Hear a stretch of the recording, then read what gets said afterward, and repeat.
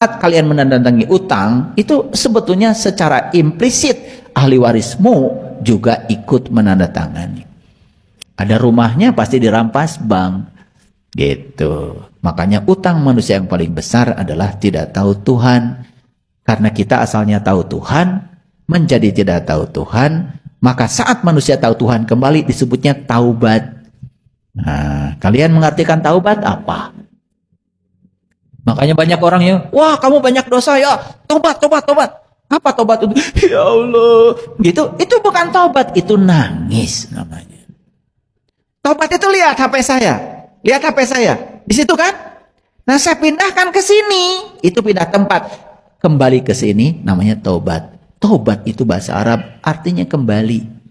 Kembali mengenal Allah, itu namanya tobat. Maka di Quran dikatakan, siapa yang kembali kepada Allah, maka pasti akan dapat ampunan Allah secara otomatis. Tobat, dampaknya adalah ampunan. Apa yang diampunkan?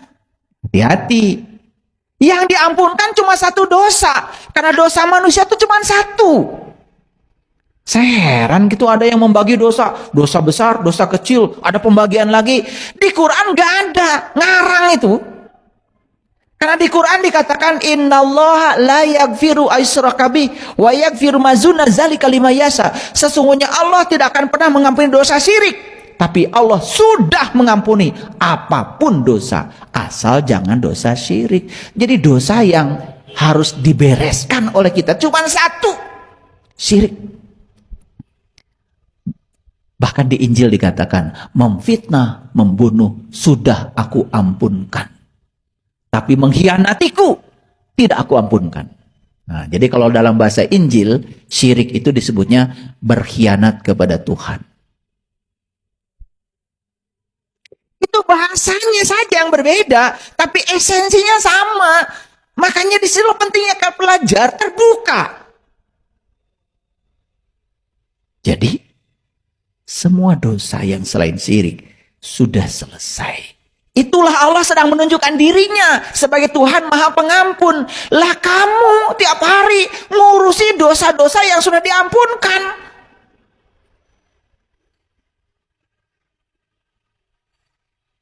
Buang-buang waktu. Itu Quran. Diulang 2 kali di Quran surat An-Nisa ayat 48, diulang lagi dalam Quran surat An-Nisa ayat 116. Catat itu kalau nggak percaya sama saya. Jiwa harus kembali ke fitrahnya. Gimana caranya? Supaya jiwa kembali ke fitrahnya, maka semua karma-karma yang menyangkut jiwa harus dibayar. Karena dia melakukannya di kehidupan, di tubuh ini, maka proses pembayarannya dilakukan di tubuh ini juga. Makanya dia akan dilahirkan secara berulang kali. Ini dasarnya. Untuk menjawab pertanyaan tadi. Kan ini, apa maksud judul ini? Saya untuk menjawab judul yang tadi saja harus kerja keras menjelaskannya supaya ngerti. Dari sini mulainya. Di setiap kelahiran, jiwa harus mengalami evolusi menuju kesucian jiwa. Sudah nonton? Di YouTube ada cara mencapai kesucian? Sudah? 3 cara mencapai kesucian. 1, berhenti serakah pada yang kamu ingin. 2, berhenti membenci pada yang tidak kamu ingin. 3, hadirkan cahaya ilahi dalam kegelapan batinmu. 3 itu yang akan mengantarkan kita kepada kesucian. Jadi orang suci dilihat dari sikapnya. Ketika dia mendapatkan yang dia ingin, tidak serakah. Ketika mendapatkan yang tidak dia ingin, dia juga tidak menghindar, tidak menolak, tidak benci. Itulah ciri orang suci. Orang suci itu bukan pakai jubah, pakai tongkat, jalannya miring.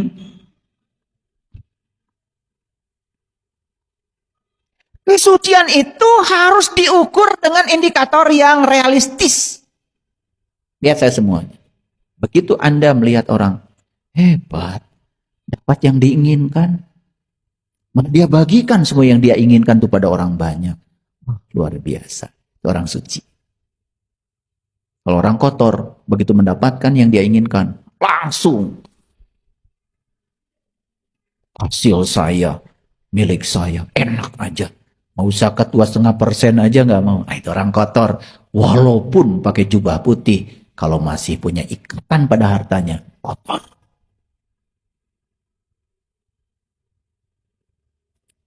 Makanya kalau saya ngukur orang kotor, gampang. Kamu tadi malam mimpi? Mimpi. Mimpi apa? Dikejar anjing gelo. Ah, kotor. Gitu aja. Orang suci nggak mungkin mimpi dikejar anjing gila. Tadi malam tidur? Iya tidur. Mimpi ketemu yang menyeramkan. Ah itu. Kalau tidur saja kamu didatangi yang menyeramkan, hidup itu menyeramkan. Itu tanda bahwa jiwamu kotor. Dan saya pastikan orang-orang yang sudah selesai dengan hartanya, sudah tidak ada ikatan, tidak ada kemelekatan, dapat yang diinginkan biasa, dapat yang tidak diinginkan biasa. Ya, susah senyum, senang senyum, udah S4 sekolahnya. Susah senyum, senang senyum, S-nya 4. Kalau di perguruan tinggi, itu baru S3 paling tinggi. Banyak yang sekolah S3, tetapi belum tentu bisa S4.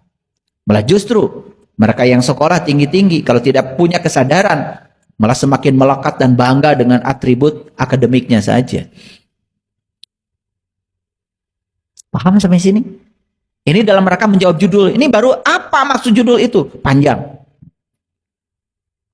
Di setiap kelahiran jiwa harus mengalami evolusi menuju kesucian jiwa. Evolusi itu berarti proses yang terus-menerus. Untuk mengalami proses evolusi, maka jiwa harus bertemu dengan sang jiwa melalui proses kematian sebelum mati. Makanya kelahiran adalah kematian yang dimulai. Pasti belum mengerti. Nah, saya bikin gambaran gini. Lihat saya semuanya. Saya baca kitabnya Lao Tse. Kitab To Ching. Dan saya membaca juga kisah hidupnya Lao Tse. Dalam kisah hidupnya Lao Tse itu, diceritakan bahwa Lao Tse itu, di kandungan ibunya itu 82 tahun. Ulangi, Lao Tse itu di kandungan ibunya itu 82 tahun. Kaget? Kalian biasa-biasa aja. Harapan saya kalian kaget gitu. Ini kaget enggak, biasa juga enggak. Saya curiga ini.